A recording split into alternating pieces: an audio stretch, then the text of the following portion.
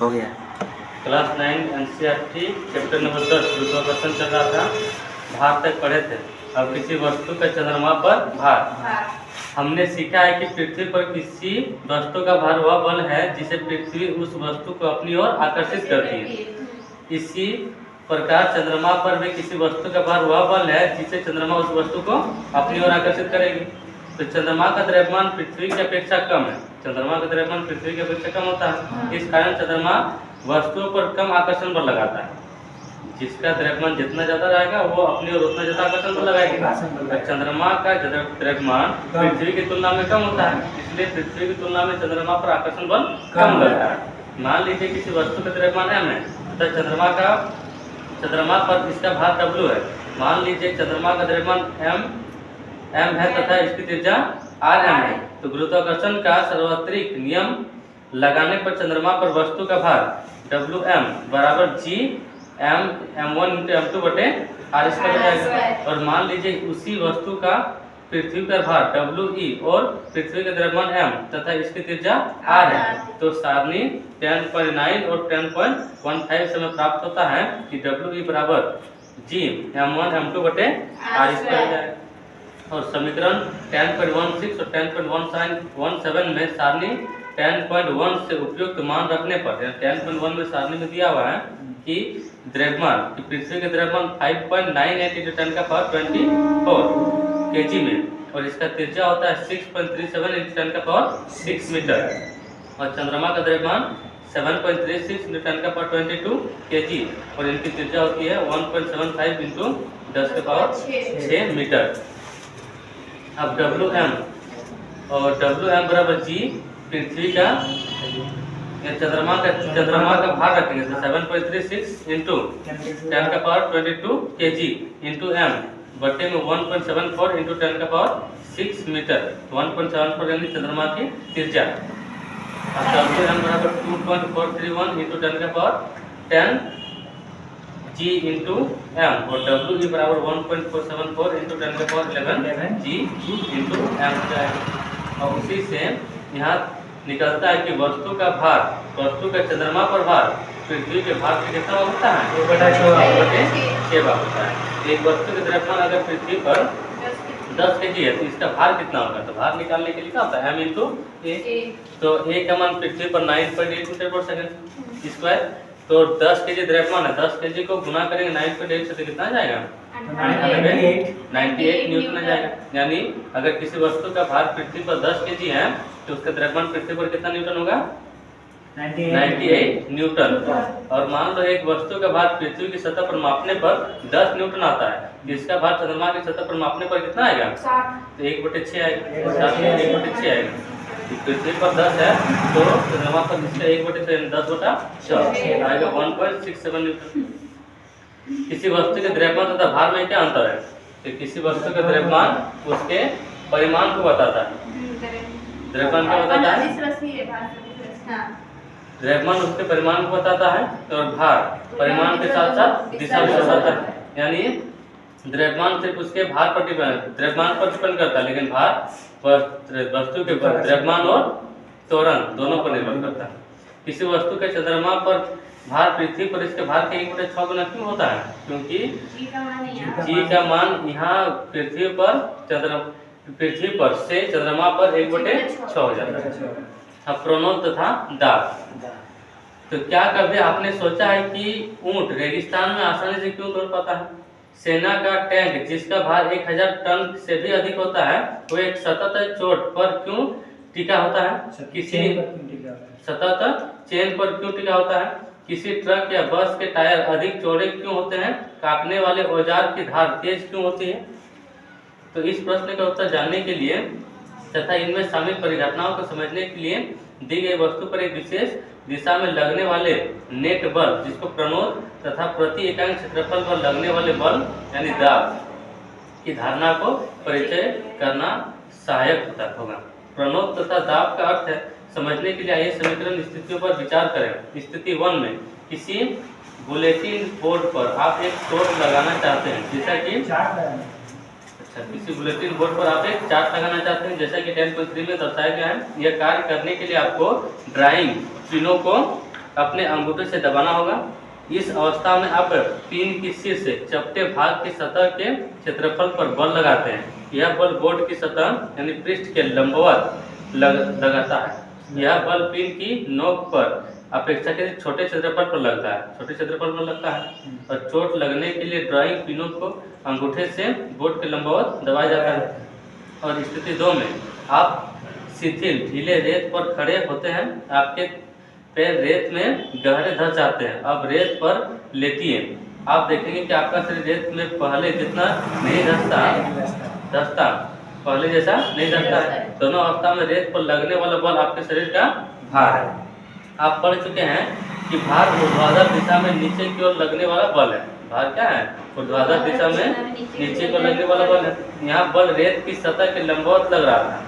यहाँ बल रेत की सतह के लंबवत लगेगा। किसी वस्तु की सतह के लंबवत लगने वाला बल को प्रणोद कहते हैं। यानी लंबवत बल लगेगा उसको क्या कहेंगे? प्रणोद। और उसके समांतर लगेगा तो उसको बल कहते हैं। जब आप शिथिल रेत पर खड़े होते हैं तो बल अर्थात आपके शरीर का भार आपके पैरों के क्षेत्रफल के बराबर क्षेत्रफल पर लग रहा है।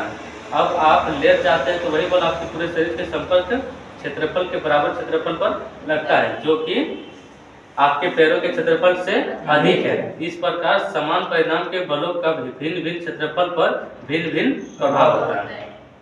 यानी प्रणोद व्युत्क्रमानुपाती होता है 1/एरिया के। उपरोक्त स्थिति में प्रणोद समान है लेकिन उसके प्रभाव अलग अलग है। इसलिए प्रणोद का प्रभाव उस क्षेत्रफल पर निर्भर है जिस पर कि वह लगता है। यानी प्रणोद व्युत्क्रमानुपाती 1/क्षेत्रफल। रेत पर प्रणोद का प्रभाव लेटे हुए की अपेक्षा खड़े होने की स्थिति में अधिक होता है। रेत पर प्रणोद का प्रभाव लेटे हुए की अपेक्षा खड़े होने पर अधिक होता है, क्योंकि खड़े होने पर लंबवत होता है और लंबवत पर प्रणोद अधिक लगता है। प्रति इकाई क्षेत्रफल पर लगने वाले प्रणोद को दाब करते हैं। यानी प्रति इकाई क्षेत्रफल पर लगने वाले बल को क्या कहते हैं? इस प्रकार दाब बराबर प्रणोद बटे क्षेत्रफल होता है। तो समीकरण 10.20 में प्रणोद तथा क्षेत्रफल की एसआई मात्रक प्रतिस्थापित करने पर हमें दाब का एसआई मात्रक प्राप्त होता है। यह मात्रक है न्यूटन पर मीटर स्क्वायर। यानी दाब का मात्रक क्या है? न्यूटन पर मीटर स्क्वायर। वैज्ञानिक वेल्स पास्कल के सम्मान में दाब की एसआई मात्रक को पास्कल कहते हैं। दाब की एसआई मात्रक को क्या कहते हैं? पास्कल, जिसे पीए से व्यक्त किया जाता है। विभिन्न क्षेत्रफल पर लगने वाले प्रणोद के प्रभाव को समझने के लिए आइए एक संख्यात्मक उदाहरण का विचार करते हैं। जैसे उदाहरण 10.6। एक लकड़ी का गुट्टा मेज पर रखा है। लकड़ी के गुट्टे का द्रव्यमान 5 kg है तथा इसका विमाएं 40 सेंटीमीटर, 20 सेंटीमीटर तथा 10 सेंटीमीटर है। लकड़ी के टुकड़े तथा मेज पर लगने वाले दाब की ज्ञात की गई यदि उनकी निम्नलिखित विमाओं की सतह मेज पर रखी जाती है तो 20 × 10 सेंटीमीटर तथा 40 × 20 सेंटीमीटर जो नॉमिकल है। अब इस प्रकार वही बल जब छोटे क्षेत्रफल पर लगता है तो अधिक दाब तथा बड़े क्षेत्रफल पर कम दाब लगता है। यही कारण है कि कीलों के सिरे नुकीले होते हैं, चाकू की तेज धार होती है तथा भवनों की नींव चौड़ी होती है। अब तरलों में दाब। सभी द्रव या गैसें तरल होते हैं। ठोस अपने भार के कारण किसी सतह पर दाब लगाता है। इसी प्रकार तरलों में भी भार होता है तथा वे जिस बर्तन में रखे जाते हैं उसके आधार पर वह दीवारों पर दाब लगाते हैं। किसी परिरुद्ध द्रव्यमान के तरल पर लगने वाले दाब सभी दिशाओं में बिना घटे संचित हो जाते हैं। यानी तरल में और गैस में जो दाब लगता है वो सभी दिशा में लगता है।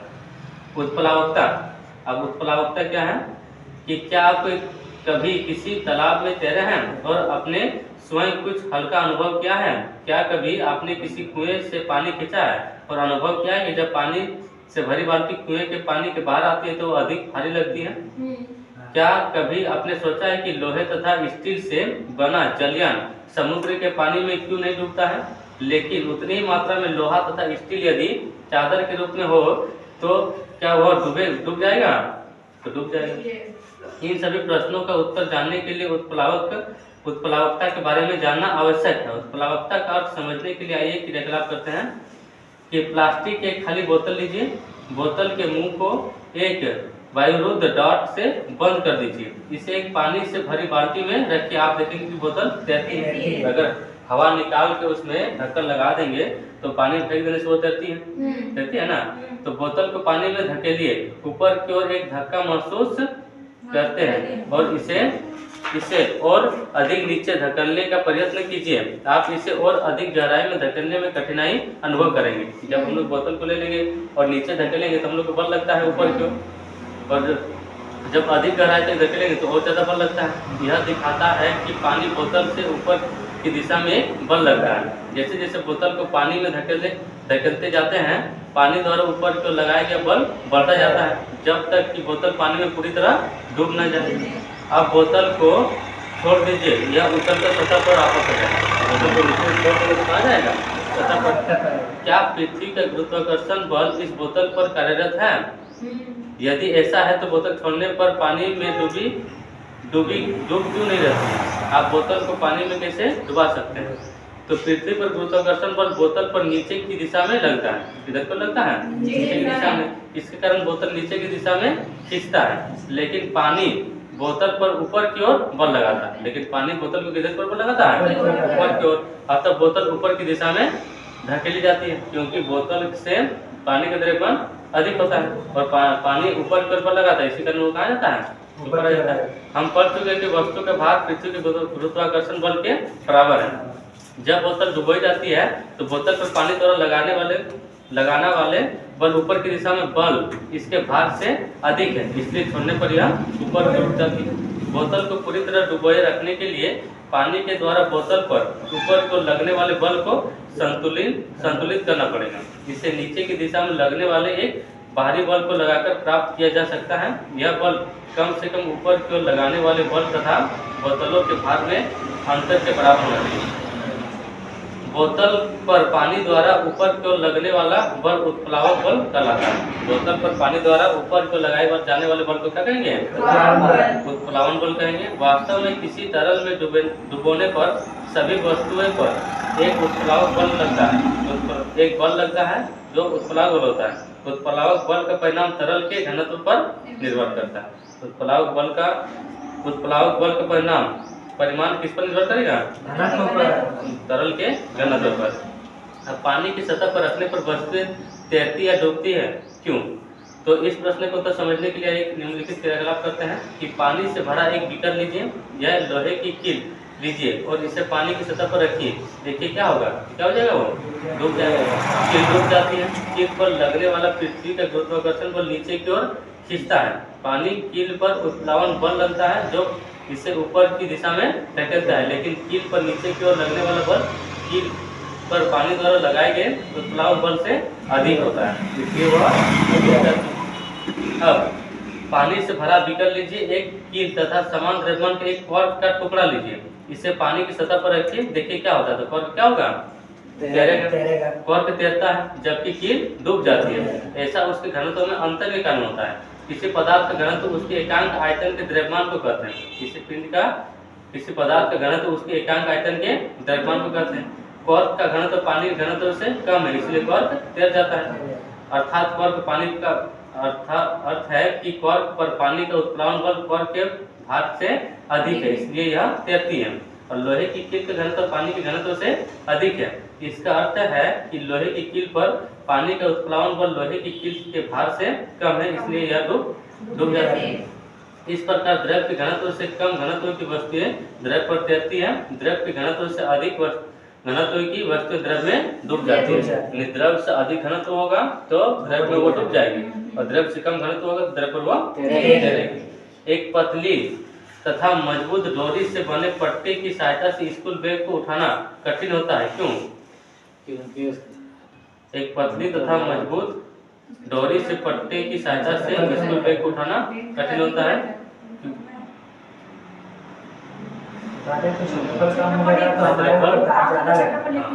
तो उस पर क्षेत्रफल कम होता है पतली रस्सी का, तो हम लोग का भार ज्यादा लगता है, और जब क्षेत्रफल ज्यादा बढ़ जाएगा तो भार कम लगेगा। उत्प्लावकता से आप क्या समझते हैं? तो उत्प्लावकता क्या है? पानी किसी वस्तु पर बल है। तो जब किसी वस्तु को हम लोग एक तरल में डुबोते हैं और वस्तु तरल पर फोर्स लगाती है और तरल भी वस्तु पर फोर्स लगाते हैं, तरल द्वारा वस्तु पर लगाए गए फोर्स को क्या कहेंगे? उत्प्लावकता कहेंगे। पानी की सतह पर रखने पर कोई वस्तु क्यों तैरती या डूबती है? उसके घनत्व के कारण। आर्किमिडीज का सिद्धांत, एक पत्थर का टुकड़ा लीजिए, इसे कमानीदार तुला या रबड़ की डोरी के एक सिरे से बांधिए, तुला या डोरी को पकड़कर पत्थर को लटकाएं जैसा कि चित्र 10.6 में दिखाया गया है। पत्थर के भार के कारण रबड़ की डोरी की लंबाई में वृद्धि या कमानीदार तुला का पाठ्यांक नोट कीजिए। अब पत्थर को एक बर्तन में रखे, पानी में धीरे से डुबोइए जैसे कि चित्र 10.6 में दिखाया गया है। प्रेक्षण कीजिए कि डोरी की लंबाई में या तुला की माप में क्या परिवर्तन होता है। हवा में लटके पत्थर के टुकड़े के भार के कारण रबड़ की डोरी में प्रसार का प्रेक्षण कीजिए और पत्थर को पानी में डुबोने पर डोरी के प्रसार में कमी आ जाती है। अगर पानी में हम लोग डुबा देंगे तो भार में कमी आता है ना, कमी आता है। आप देखेंगे कि जैसे ही पत्थर धीरे धीरे पानी में नीचे ले जाते हैं, डोरी की लंबाई में या तुला के पाठ्यांक में कमी आने लगती है। जबकि जब पत्थर पानी में पूरी तरह डूब जाता है तो इसके बाद कोई परिवर्तन नहीं दिखाई देता है। जब ऊपर की सतह से धीरे धीरे छोड़ेंगे तो हम लोग का परिवर्तन दिखता है, लेकिन पूरा तरह से डुबा देंगे तो परिवर्तन दिखेगा नहीं दिखेगा। तो इसके बाद कोई परिवर्तन नहीं दिखेगा। डोरी के प्रसार या तुला की माप में कमी से आप क्या निष्कर्ष निकालते हैं? तो हम जानते हैं कि रबड़ की डोरी की लंबाई में परिवर्तन या तुला के पाठ्यांक में वृद्धि पत्थर के भार के कारण होती है, क्योंकि पत्थर को पानी में डुबोने पर इन वृद्धियों में कमी आ जाती है। इसका अर्थ है कि पत्थर पर ऊपर की दिशा में कोई बल लगता है, इसके परिणाम स्वरूप रबड़ की डोरी पर लगने वाला नेट बल कम हो जाता है और इसलिए लंबाई की वृद्धि में कमी आ जाती है। जैसे कि आप पहले ही चर्चा की जा चुकी है, पानी द्वारा ऊपर की ओर लगाया गया बल को क्या कहते हैं? उत्प्लावन बल। तो किसी वस्तु पर लगने वाले उत्प्लावन बल का परिणाम कितना होता है? क्या किसी एक ही वस्तु के लिए या किसी तरल में समान होती है? क्या किसी दिए गए तरल में कभी वस्तु उत्प्लावन बल का अनुभव करती है? तो किसी वस्तु पर लगने वाले उत्प्लावन बल का परिणाम कितना होता है? क्या किसी एक उसके वजन के अनुसार होता है, उसके घनत्व के अनुसार। क्या किसी एक ही वस्तु के लिए यह सभी तरलों में एक समान होता है? तो सभी तरलों में एक समान नहीं होता है, वो घनत्व के अनुसार होता है। क्या किसी दिए गए तरल में सभी वस्तुएं समान उत्प्लावन बल का अनुभव करती हैं? नहीं करती। अलग अलग तरल पर अलग अलग बल का अनुभव करती है। तो जब किसी वस्तु किसी तरल में पूर्ण या आंशिक रूप से डुबा जाता है तो वो ऊपर की दिशा में एक बल का अनुभव करती है जो वस्तु द्वारा हटाए गए तरल के भार के बराबर होता है। क्या आप स्पष्ट कर सकते हैं कि क्रियाकलाप 10.7 में पत्थर के पानी में पूरी तरह डूबने के बाद डोरी के प्रसार में कमी क्यों नहीं आई थी? तो आर्किमिडीज के सिद्धांत के बहुत से अनुप्रयोग हैं। यह जलयानों तथा पनडुब्बियों के डिजाइन बनाने में काम आता है। दुग्धमापी जो दूध के किसी नमूने की शुद्धता की जांच करने के लिए प्रयुक्त होता है तथा हाइड्रोमीटर जो द्रवों के घनत्व को मापने के लिए प्रयुक्त होता है, इसी सिद्धांत पर आधारित है। अब आर्किमिडीज एक ग्रीक वैज्ञानिक थे। उन्होंने एक सिद्धांत की खोज की जो उन्हीं के नामों से विख्यात है। यह सिद्धांत उन्होंने यह देखने के बाद खोजा कि नहाने के टब में घुसने पर पानी बाहर बहने लगता है, जो सड़कों पर यूरेका चिल्लाते हुए भागो, जिसका अर्थ है मैंने पा लिया। यूरेका का क्या है? मैंने पा लिया। इस ज्ञान का उपयोग उन्होंने राजा के मुकुट में उपयोग हुए सोने की शुद्धता को मापने के लिए किया।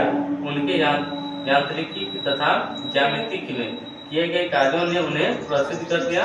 उत्तोलक, घिरनी तथा पहिया और धुरी के विषय में उनके ज्ञान ने ग्रीक सेना को रोमन सेना के विरुद्ध लड़ाई में बहुत सहायता की। अपेक्षित घनत्व, तो आप जानते हैं किसी वस्तु का घनत्व उसके प्रति इकाई आयतन के द्रव्यमान को कहते हैं। घनत्व का मात्रक किलोग्राम प्रति घन मीटर यानी केजी पर मीटर क्यूब। विशिष्ट परिस्थितियों में किसी पदार्थ का घनत्व सदैव समान रहता है, अतः किसी पदार्थ का घनत्व उसका एक लाक्षणिक गुण होता है। यह विभिन्न पदार्थों के लिए भिन्न भिन्न होता है। उदाहरण के लिए सोने का घनत्व 19,300 केजी पर मीटर क्यूब है, जबकि पानी का घनत्व 1,000 केजी पर मीटर क्यूब। किसी पदार्थ के नमूने का घनत्व इस पदार्थ की शुद्धता की जांच में सहायता करता है। किसी पदार्थ का घनत्व उसकी शुद्धता की जांच में सहायता करता है। प्राय किसी पदार्थ के घनत्व को पानी के घनत्व की तुलना में व्यक्त करना सुविधाजनक होता है।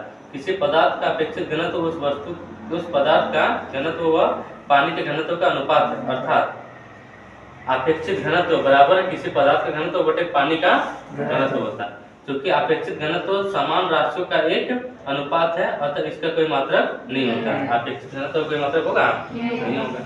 जैसे क्वेश्चन है उदाहरण में कि चांदी का अपेक्षित घनत्व 10.8 है, पानी का घनत्व 10 का पावर 3 यानी 1000 kg पर मीटर क्यूब है। इसका ऐसा ही मात्रक चांदी का घनत्व क्या होगा, में चांदी का घनत्व क्या होगा। चांदी का अपेक्षित घनत्व 10.8 है, तो अपेक्षित घनत्व बराबर किसी पदार्थ का घनत्व बटे पानी घनत्व, तो चांदी का घनत्व बटे पानी घनत्व हो जाएगा।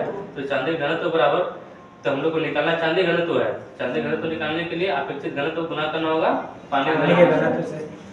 तो चांदी का अपेक्षित घनत्व गुना पानी का घनत्व, तो 10.8 गुना में 10 का पावर 3 kg पर मीटर क्यूब। अब आपने क्या सीखा, तो गुरुत्वाकर्षण के नियम के अनुसार किसी दो पिंडों के बीच आकर्षण बल उनके दोनों द्रव्यमान के गुणनफल के समानुपाती होता है तथा उनके बीच की दूरी के योग का समानुपाती होता है। यह नियम सभी पिंडों पर लागू होता है, चाहे वो विश्व में कहीं भी हो।